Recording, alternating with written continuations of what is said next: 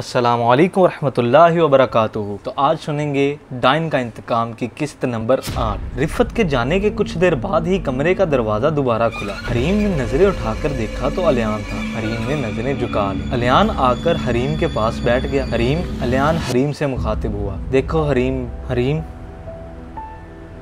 अलियान हरीम से मुखातिब हुआ। देखो हरीम, मैं ना आज बहुत नर्वस हो गया हूँ। कुछ समझ नहीं आ रहा कि कैसे सब कुछ अचानक हुआ। अम्मी कहती हैं मुझ पर एक साया था जो शादी के बाद ही मुझसे हट सकता था। सच बताऊँ तो मैं बहुत नर्वस हूँ। मुझे पता है तुमने भी अपने लिए ज़िंदगी का सबसे बड़ा फैसला लिया है। मैं तुम्हारा इस एहसान के लिए हमेशा शुक्रगुजार रहूँगा कि आज मेरी ज़िंदगी तुम्हारी वजह से है। मगर शायद हमारी किस्मत में यही लिखा था, पर अब हमें एक नई ज़िंदगी की शुरुआत करनी चाहिए। अब तक क्या हुआ, क्यों हुआ, कैसे हुआ, शायद सब अच्छे के लिए ही हुआ है। पर क्या अब तुम मेरी आने वाली ज़िंदगी में साथ दोगी ना हरीम? हम हर दुख सुख में एक दूसरे का साथ देंगे। और सबसे पहली बात भरोसा, क्योंकि भरोसे के बिना कोई रिश्ता मुमकिन नहीं। और मुझे पूरा यकीन है तुम कभी कुछ गलत नहीं करोगी, मेरे भरोसे पे पूरा उतरोगी। क्या तुम हमेशा के लिए मेरा हाथ थाम कर रखोगी? अलियान ने अपना हाथ हरीम की तरफ बढ़ाया। देखिए मिस्टर अनीस, हमने बहुत से ऐसे केस देखे हैं जो बहुत हैरान कुन होते हैं, मगर इस केस को लेके हम उलझ गए हैं। इंस्पेक्टर इफ्तिखार ने चाय का सिप लेते हुए कहा। क्या मतलब इंस्पेक्टर साहब, कुछ बात खुलकर बताएं। अनीस ने कुछ ना समझते हुए कहा। देखिए मिस्टर अनीस, हमें अब तक 4 लाशें ऐसी मिली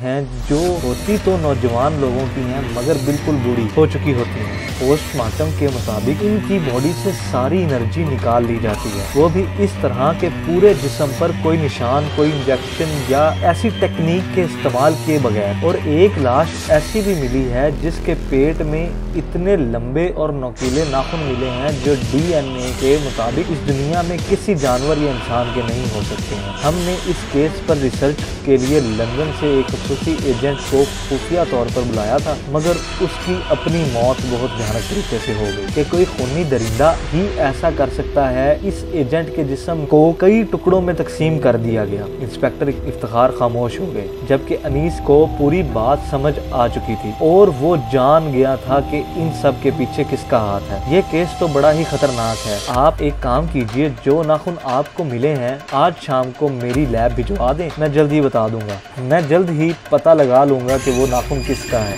अनीस कहकर खड़ा हो गया और इसके साथ ही इंस्पेक्टर इफ्तिखार भी खड़ा हो गया। हाँ, मैं आपसे वादा करती हूँ आपके यकीन को कभी ठेस नहीं पहुँचाऊंगी, आपका साथ दूंगी। अब आपके सिवा मेरा कोई नहीं है। हरीम ने अलियान का हाथ पकड़कर जवाब दिया। अलियान और हरीम दोनों के चेहरे पे मुस्कान आ गई, एक नई मुस्कान। हर तरफ अंधेरा छाया हुआ था और यहाँ चारों तरफ सन्नाटा फैला हुआ था। आसमान पर चांद चमक रहा। तभी एक अजीब सी रोशनी की बहुत बड़ी किरण जो इस ताबूत पर पड़ी, अचानक से वो एक पत्थर से औरत में बदल गई। उसने अपनी आंखें खोली।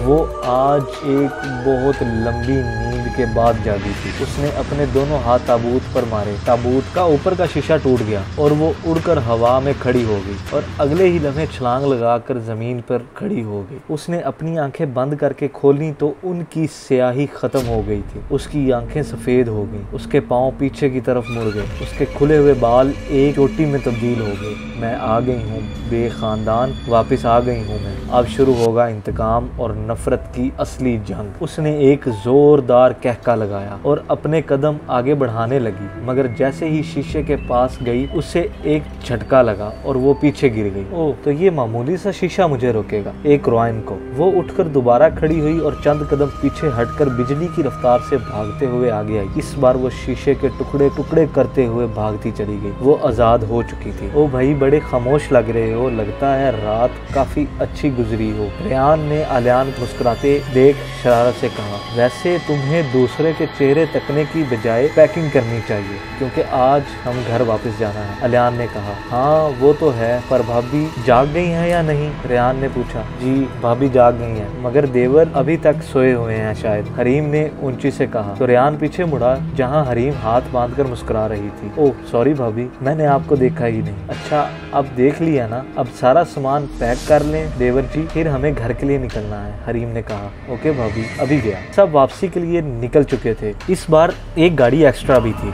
अलियान और हरीम फ्रंट पर थे, रेहान, सारा, आयशा बैक सीट पर। तो भाभी कैसे लगे आपको हमारे भाई? आयशा ने हरीम को मुखातिब किया। हाँ बस ठीक ही हैं। हरीम ने अलियान को तंग करने के लिए कहा। ओ अच्छा, तो मैं अब बस ठीक ही हूँ। अलियान ने हरीम देखे बिना ही कहा। तो और क्या, अपने आप को सुपरमैन समझते हैं? हरीम ने कहा। नहीं, सुपरमैन से भी बेस्ट हूँ मैं। अलियान ने थोड़ा चौड़ा होकर कहा। बस बस, ज्यादा चौड़े ना हो, गाड़ी से बाहर गिर जाएंगे। हरीम ने कहा। तो अलियान और आयशा दोनों हंसने लगे। तो इसका मतलब एक रात में ही एक दूसरे से काफी घुल मिल गए हैं, आयशा ने मुस्कुराते हुए कहा। तभी हरीम को ऐसा लगा जैसे गाड़ी के छत के ऊपर कुछ गिरा है। मुझे ऐसे लगा जैसे ऊपर कुछ गिरा हुआ है, हरीम ने कहा। वहम होगा भाभी, आयशा ने कहा। हाँ शायद, हरीम ने सोचा, वहम ही है। पता नहीं इस डाइन का चेहरा मेरे दिमाग से कैसे गायब हो गया। बाकी सब तो अच्छे से याद है, बस ये डाइन का चेहरा बिल्कुल धुंधला धुंधला सा याद है। अनीस ने दिमाग पर दबाव डालते हुए सोचा। एक बार इंस्पेक्टर इफ्तिखार अंकल मुझे इस डाइन का नाखून भेज दें, उसके बाद इस डाइन तक पहुंचना बहुत आसान है, पर इसका चेहरा क्यों मेरे दिमाग से मिट चुका है। तभी डोर बेल बजी। अनीस जल्दी से मेन गेट पर गया तो सामने एक हवलदार खड़ा था। जी कहिए, अनीस ने उससे पूछा। जी मुझे इंस्पेक्टर इफ्तिखार ने ये नाखून दे के भेजा है। उसके हाथ में एक पैकेट था जिसमें पानी था